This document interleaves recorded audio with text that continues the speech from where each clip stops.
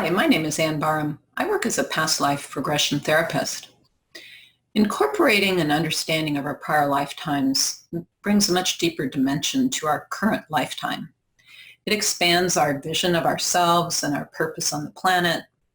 It richly magnifies our relationships as we recognize the chains of love and connection that have endured across many lifetimes. And even if you don't have the opportunity to have a formal past life regression, there still are many ways that you can increase and magnify your awareness of the influence of your prior lives on your current lifetime. So I'd like to give you 9 different places to look or approaches to investigating your past life memories. So the first area is the people who play significant roles in your life today. It's pretty rare for someone to be really important in our current life who we haven't encountered in a prior lifetime.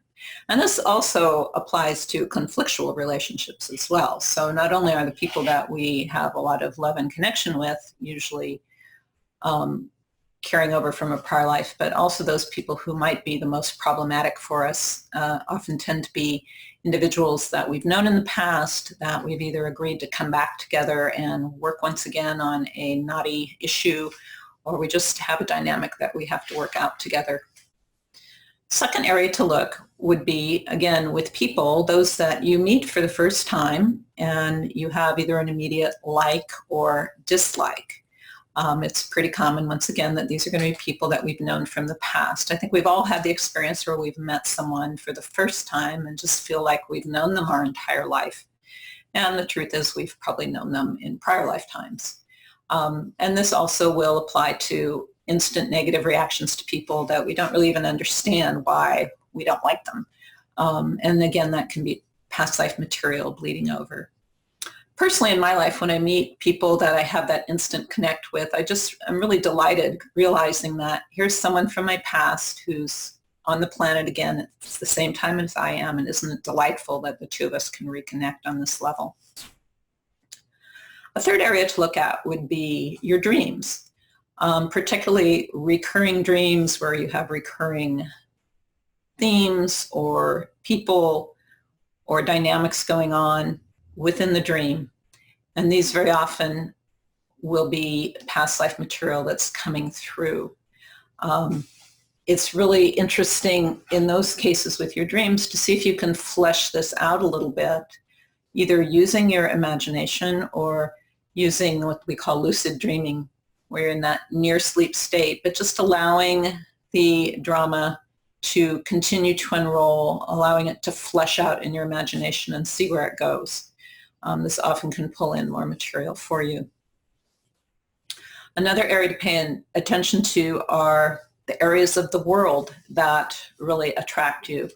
Are there different cities or countries, particular cultures that you find really attractive? Perhaps it's even just foods that you really like. Foreign language that you have an affinity for can learn quite easily. And this, again, is going to apply to both positive and negative reactions. So there may be areas of the world that you just have absolutely no interest in or you sort of dislike. And that, too, could be some past life material bleeding through, because not every lifetime that we've had has been a pleasant one. In fact, we've often had many, many unpleasant lifetimes in the past. So that's one more area to take a look at. The fifth place to look is periods of history that might be fascinating to you. I've had many clients come in that are either fascinated by Tudor England of Henry VIII or Tsarist Russia, or perhaps the U.S. Civil War or some other war. If you're a real fanatic about a certain period of time, love studying the history, that's a very good clue that you were alive during that period and were involved in the action that you're interested in studying. A sixth place to look is your occupations and special skills that you have, or things that just really come naturally to you. Again, it's very often that this is not out of the blue, that it very possibly has come from prior life experience. You've already done this before. You know it well. It's just new to you in this lifetime. And these are the things that we often gravitate toward again. So for instance, you might have someone that comes in with a great talent for singing or to play a particular musical instrument, or is a great sculptor or artist, and you don't even really have to study it so much. It's just a natural talent that you have. So that's certainly a place to look. This applies then also to your hobbies and interests. You can look at your taste in music or art, and especially those that aren't really explained by your personal history in your current life. Again, this may point you toward an idea of when you may have lived before. And then a really rich area to look at when you're thinking about your prior life experiences is just in your travels. It's very, very common that traveling will stir up past life memories. Either just that sense of deja vu where you're in a new place and you realize that you just really have a sense that you've been there before, that you know where things are. You feel really at home in a new locale.